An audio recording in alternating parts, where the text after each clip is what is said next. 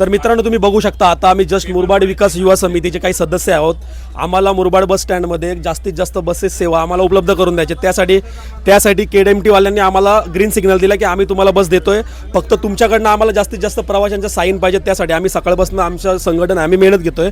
तर इथे काही आपले प्रवासी असतील त्यांनाच विचारू की जास्तीत जास्त बस आपल्या मुरबाड बस स्टँडमध्ये अवेलेबल आहेत का? जसं तुम्ही आता बघताय आता शनिवार असल्यामुळे काही लोक दिसत नाही. तुमचं काय म्हणणं आहे याबद्दल? नाही, बस अवेलेबल तर नाही आहेत आपल्याला.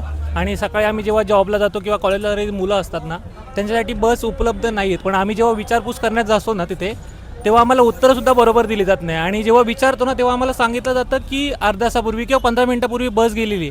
पण असं इथे काहीही नसतं. गेले अर्धा पाऊण तास इथे एकही बस अवेलेबल नसते. आणि एका बसची कॅपॅसिटी जेवढी असते त्यापेक्षा जास्त पटीने इथे लोक भरली जातात आणि तरी बस वेळेवर सोडली जात नाही आहे. म्हणजे आम्हाला खूप त्रास होतो आहे. आम्ही याबद्दल कंप्लेंटसुद्धा केली होती, बट त्याच्यावर आम्हाला काही प्रतिक्रिया दिली जात नाही आहे. तुम्हाला काय वाटतं मग आम्ही जे आता करतो हे सगळं बरोबर आहे की नाही? म्हणजे हो, नक्कीच तुम्ही जे करताय ते खरंच योग्य आहे आणि आमच्या सर्वांसाठी ते लाभदायकच आहे.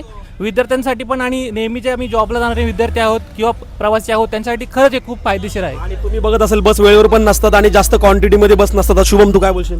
आता आम्ही ST महामंडळाला पत्र दिलं होतं. त्यांनी असं सांगितले आपल्याकडे 290 बसच्या फेऱ्या चालू आहेत. काय 290 बसच्या? नाही, एवढं असं काहीच नाही. इथे 290 बस इथे कधीच नसतात. कधी आहेत का? नाही.